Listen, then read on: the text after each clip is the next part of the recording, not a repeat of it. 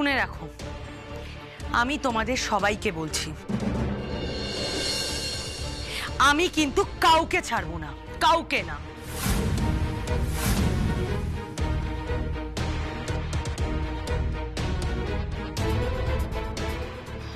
আরে মেয়ে, হ্যাঁ হ্যাঁ তোমাকেই বলছি।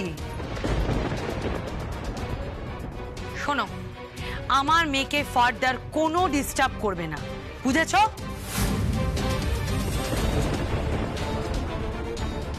এক মিনিট, এখানে কি কোনো প্রবলেম হয়েছে? কৃষ্ণা, কোনো সমস্যা হয়েছে এখানে?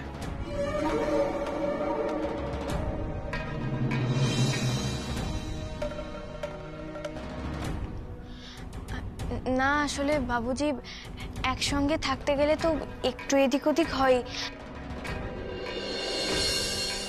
সেটুকু আমরা নিজেরাই সামনে নিতে পারবো। মা, তুমি আমায় কথা দাও, তুমি আর কখনো এরকম করবে না।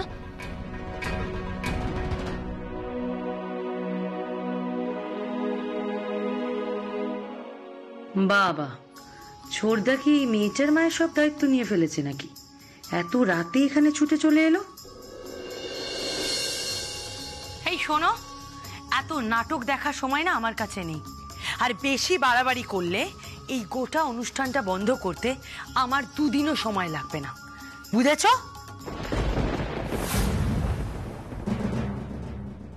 বাহ বাহ রাধা, বাহ, সেই একই রয়ে গেলি তুই, আর একই শিক্ষা নিজের মেয়েকেও দিয়েছিস।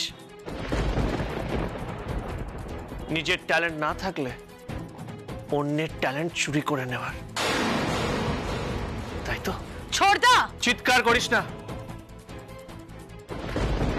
তুই এরকম শিক্ষা দিবি এটাই তোর থেকে এক্সপেক্টেড। একটা কথা মাথায় রাখিস, কৃষ্ণার সাথে খারাপ ব্যবহার করলে আমিও কিন্তু চুপ করে বসে থাকবো না। মাইন্ডেড। আর রাই, তোমার যদি সত্যি ট্যালেন্ট থাকে তাহলে তো অহংকার করো না, তোমার ট্যালেন্ট তোমাকে এগিয়ে নিয়ে যাবে। ট্যালেন্টের জোরেই সবাই এখানে লড়তে এসেছে, বুঝেছো? ম্যানিপুলেশন করে টাকা পয়সা দিয়ে জেতা যায় না।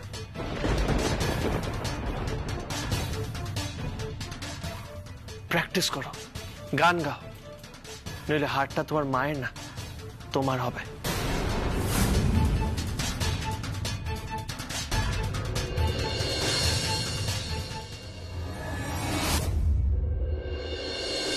কিরে বিজলি, বৃন্দাবন, কি হয়েছে? কি এত চেঁচামেচি কিসে?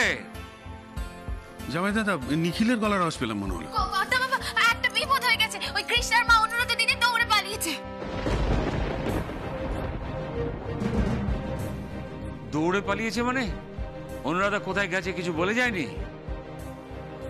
না না, মনে হয় স্বপ্ন টপ্ন দেখেছে, বলে মেয়ের খুব বিপদ বলেই বেরিয়ে গেল।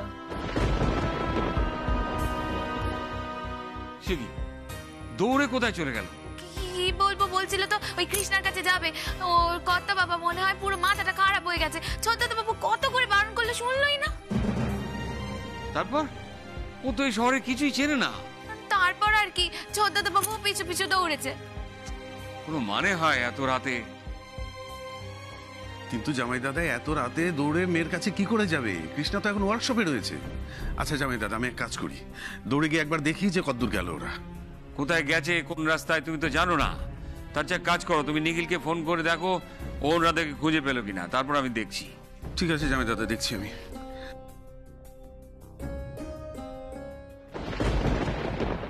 স্যার দেখুন, আপনি ভদ্র মানুষ, আপনি হয়তো আমাদের প্রবলেমটা বুঝতে পারবেন। আসলে এখানে তো অনেকেই আছে, আপনারা এখানে আসাতে তাদের সমস্যা হচ্ছে, আর আমার কাজই হচ্ছে এদের সবার দেখাশোনা করা। তো সেজন্যই বলছিলাম, মানে আপনাদেরকে অ্যালাউ করাটা আমার পক্ষে আর পসিবল হচ্ছে না, তাই যদি আপনারা যান তাহলে খুব ভালো হয়।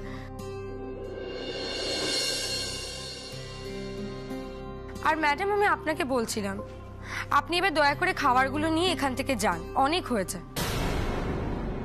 কি খাবার নিয়ে যাবো মানে? তাহলে আমার মেয়ে খাবে কি? হ্যাঁ,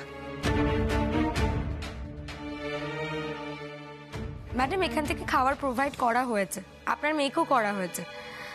আর তাছাড়া আপনার মেয়ে যতক্ষণ এখানে আছে ততক্ষণ এখানকার খাবারই খেতে হবে।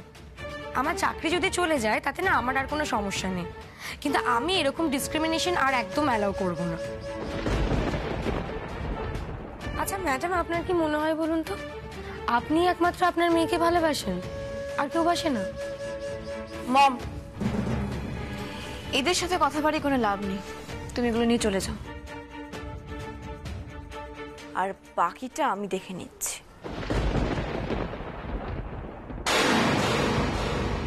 আমি শুধু একটাই কথা বলতে চাই, এখানে যেন ফেয়ার কম্পিটিশন হয়, যে যোগ্য সে জিতবে, তাই না কৃষ্ণা? হ্যাঁ বাবুজি, আমিও তাই চাই, যে যোগ্য সেই জিতুক।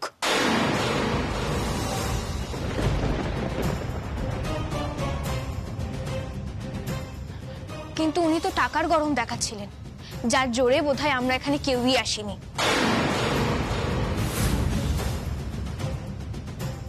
আর আমার মনে হয় ট্যালেন্টের লড়াইতে থাকতে আমরা সবাই রাজি। হ্যাঁ হ্যাঁ, একদমই তাই।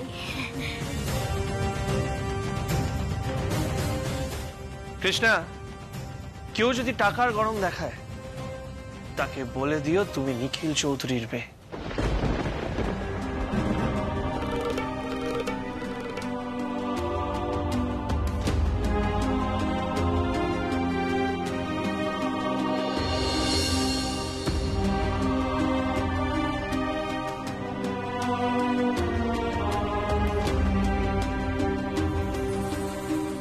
বাবা, বৌনি আর তার বদলে চলে এসেছে মেয়ের মা। ভালো ভালো, নিখিল চৌধুরীর উচ্চমানের রুচির এই তো নমুনা। চলুন এবার নিজের মেয়েকে এখানে একা থাকতে দিন। আই এম শিওর ও নিজের লড়াই লড়তে পারবে।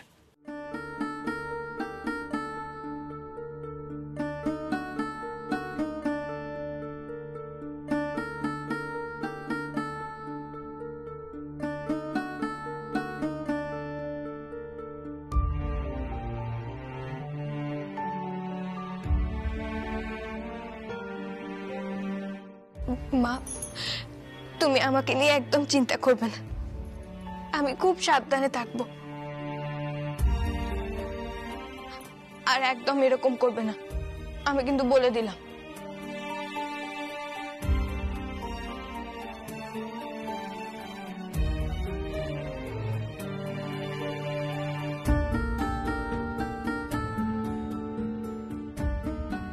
বেটা, তুমি একদম চিন্তা করো না, তুমি জানবে তোমার মম সবসময় তোমার পাশে আছে।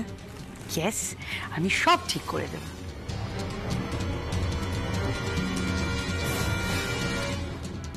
আর এদের সবার উপর আমার নজর থাকবে।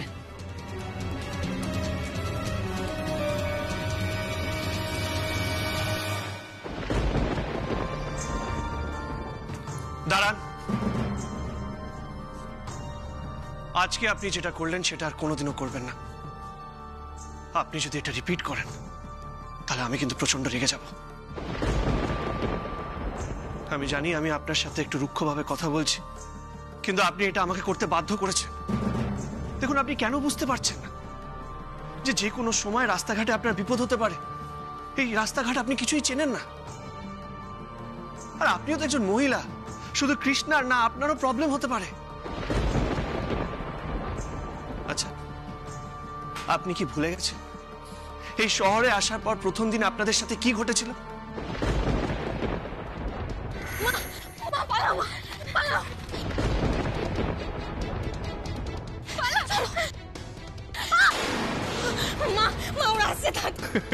চলো,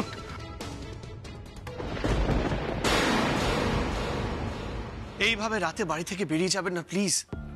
আচ্ছা, আমি তো আপনাকে বলেছি যে কৃষ্ণার সব দায়িত্ব আমার, তারপরেও কি আপনি আমাকে বিশ্বাস করতে পারছেন না? প্লিজ প্লিজ, আমার কথাগুলো আপনি অমান্য করবেন না। বোঝার চেষ্টা করুন। এই শহরে খারাপ মানুষ ভরা। এই যে ভেতরে আপনি রাধারানী দত্তকে দেখছিলেন, এর বাবাকে জানেন? অলোক মেসমশাই।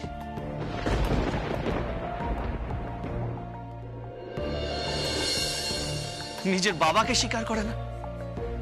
একটা সময় ছিল যখন আমার স্ত্রী শ্যামাকে নানা রকম ভাবে ক্ষতি করার চেষ্টা করেছিল। এরকম মানুষ এই শহরে ভরা, বুঝলেন?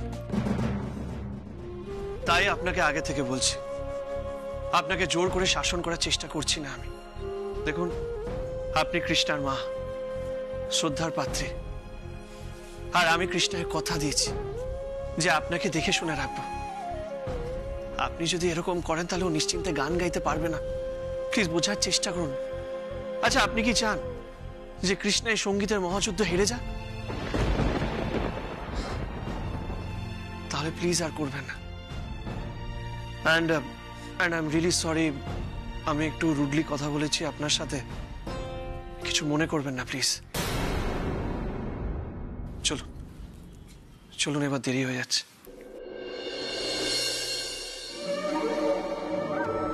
বাবা, ছোটদার যে দেখছি মা মেয়ে সবার দায়িত্ব একাই নিয়ে ফেলেছে। সত্যি ছোটদার টেস্টটা আর বদলালো না, একই রকম রয়ে গেল। সেম দেখতে, একটা ঘুমটা পড়া দেহাতি পুরো। দেখেই বোঝা যায় শ্যামার মতোই ক্লাসলেস আর একজন। তবে যতই চেষ্টা করো ছোটদা, হাল আমি ছাড়ছি না। ওই কৃষ্ণা মেয়েটাকে আমি কম্পিটিশন থেকে বের করে তবেই ছাড়বো।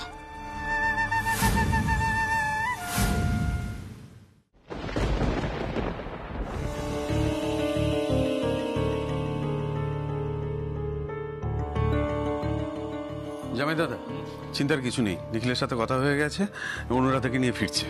যাক বাবা, তোরা গিয়েছিল কত দূর? বললো তো গ্রুমিং সেন্টারে গিয়েছিল, আর কৃষ্ণার সঙ্গে দেখা হয়েছে, ওরা ফিরছে এখন। যাক, অনুরাধার কোনো বিপদ টিপদ হয়নি শুনে নিশ্চিন্ত হলাম। যা বলেছো কর্তা বাবা, ওভাবে বেরিয়ে যেতে দেখে আমি তো ভয় পেয়ে গিয়েছিলাম। আরে ভয় পেয়েছি বললে হবে? আটকাবি তো তুই। ও মা, আমি তো আটকানোর চেষ্টা করেছি।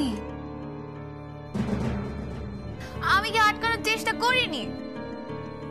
আচ্ছা ঠিক আছে, আমি কালকে দিদিকে বলবো অনুরাধার সাথে একবার কথা বলতে, যাতে অনুরাধা তোকে সঙ্গে নিয়ে ঘুমায় এখন থেকে। ও মা, আমি কি সে কথা বলিনি? কতবার বলেছি। কি যে এত লজ্জা অনুরাধা দিদি, কে জানে। ঘোমটাও খোলে না, আমার কোনো কথাও শোনে না। ওকে ঘোমটা খুলতে বলেছিলাম বলে ছোটদাদা বাবু যে আমাকে কি বকাঝকা করেছে। কত বাবা, যার সঙ্গে থাকবো তার মুখ না দেখে থাকা যায়, এই কথা বলেছি বলে উনি আমায় বললেন উনি নাকি একা একা থাকতে পারবেন। আমার এসব ঝামেলা আর ভালো লাগে না। কিন্তু তুই সঙ্গে থাকলে তো এসব ঝামেলা হতো না। অনুরাধা তাতেও কেন আপত্তি কে জানে। সেই ঝামেলা তো তোমাদের কারোরই ভাল লাগে না, আর আমি সে কথা বললেই আমার দোষ হয়ে যায়। আর এখন দেখো, ওই মহিলার জন্য বাড়ি শুদ্ধ লোক রাত জেগে বসে আছি।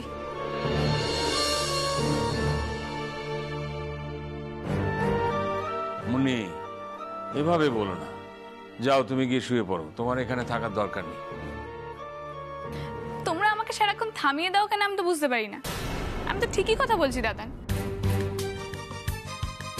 তুমিই বলো দাদান, পাপা এত পরিশ্রম করে, আর রাতে যদি ঘুমাতেও না পারে, তাহলে কি পাপার শরীর ঠিক থাকবে?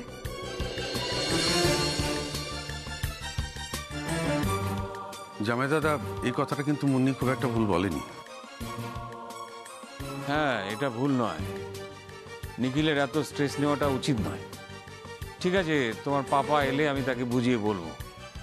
সুজাতার কানে গেলে তো খুবই রাগারাগি করবে। মাকে না বললেই হয়।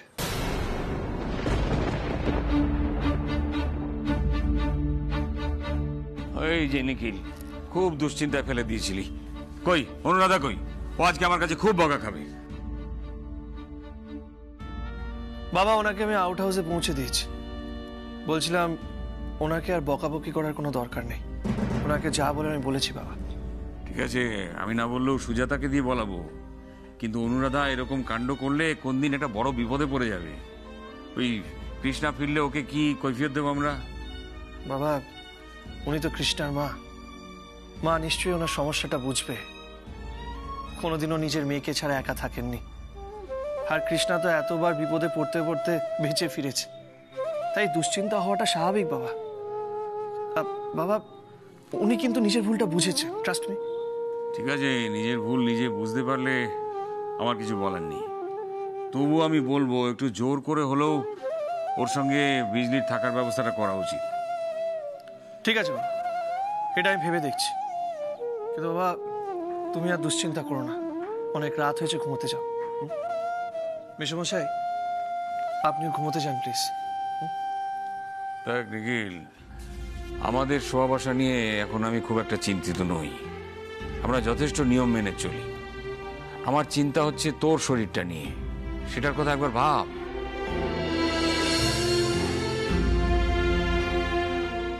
বয়সটা তো তোরও হচ্ছে। মুন্নি দিদিভাই ঠিক কথাই বলেছে, তোর শরীরের এবার একটু যত্ন নেওয়া দরকার।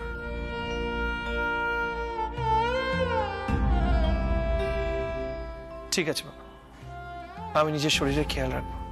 আমি এক্ষুনি যাচ্ছি ঘুমোতে। বিজলি, সিকিউরিটি গার্ডকে বলে দিস বাইরের দরজাটা যেন বন্ধ রাখে। কৃষ্ণার মা যদি বাই চান্স বেরোতে চান অ্যালাউ না করে, আর আমাকে ইমিডিয়েটলি জানে। ঠিক আছে, আমি বলে আসছি। নিখিল, আমিও যাই, কেমন? Good night. Good night. Papa, papa আমি তোমাকে একটা কথা বলি, তুমি কিছু মনে করবে না তো? না না, বলো। বলছি কৃষ্ণা আর ওর মা এক্স্যাক্টলি এই বাড়িতে কতদিন থাকবে? না মানে এটা তো ওদের পার্মানেন্ট ব্যবস্থা না, তাই না? ওরা নিজেদের ব্যবস্থা ঠিক কবে থেকে করবে? মনি দেখো, কৃষ্ণা এখানে একটা গানের কম্পিটিশনে পার্টিসিপেট করছে। আই এম শিওর ওখান থেকে ফেরার পর ওরা নিজেদের জন্য কিছু না কিছু ব্যবস্থা করবে। তাছাড়া ওরা যেরকম মানুষ, ওদের যে আত্মসম্মান বোধ, আমি চাইলেও ওদেরকে এই বাড়িতে আটকে রাখতে পারবো না। সে তো আমি বলেছি, তাই ওরা। এনিওয়েজ, এইসব নিয়ে তোমাকে এত ভাবতে হবে না, বুঝলে? কাল সকালে কলেজ, গিয়ে ঘুমিয়ে পড়ো, নাহলে উঠতে পারবে না। যাও যাও, গিয়ে ঘুমিয়ে পড়ো, যাও। গুড নাইট পাপা। গুড নাইট দাদা। যা নিখিল, তুই গিয়ে ঘুমিয়ে পড়।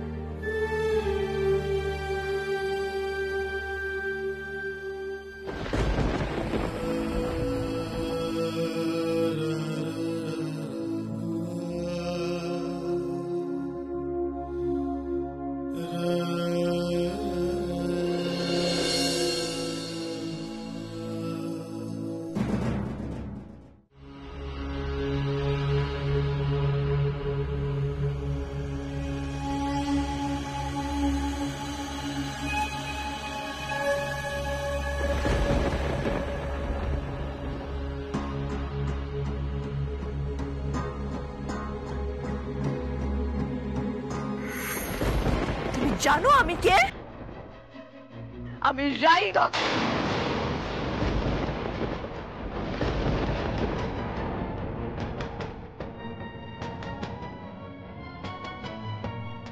আমার ভদ্রতাকে দুর্বলতা ভেবে ভুল করবেন না। আমি সবার সঙ্গে শান্তভাবেই কথা বলি, তাই আপনার সঙ্গে বলেছিলাম। কিন্তু তার মানে এই নয় যে আমি অন্যায়কে সহ্য করে নেব।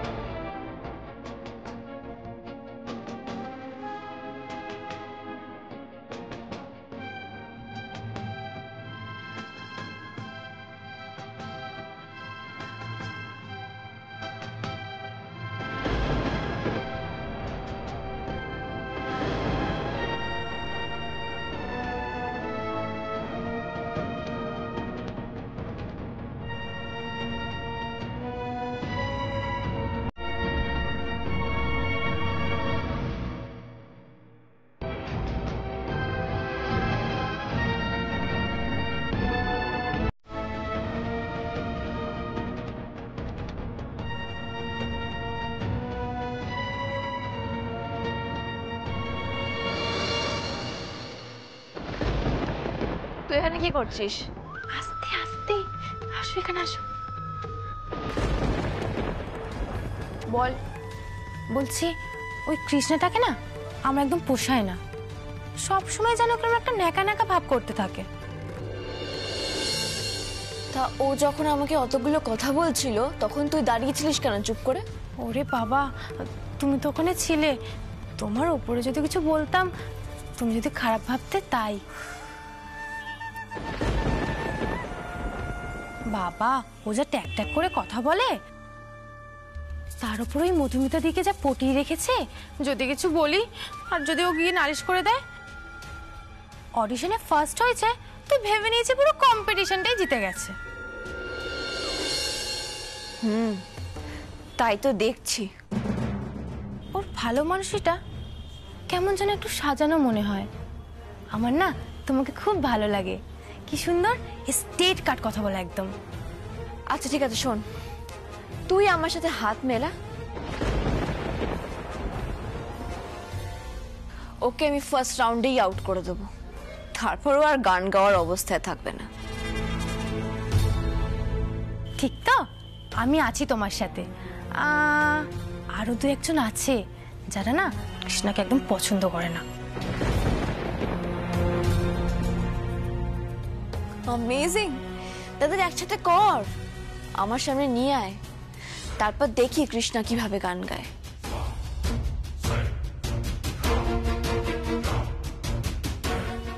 যা তুই এখন কি শুয়ে পড়, যা, গুড নাইট। Good night.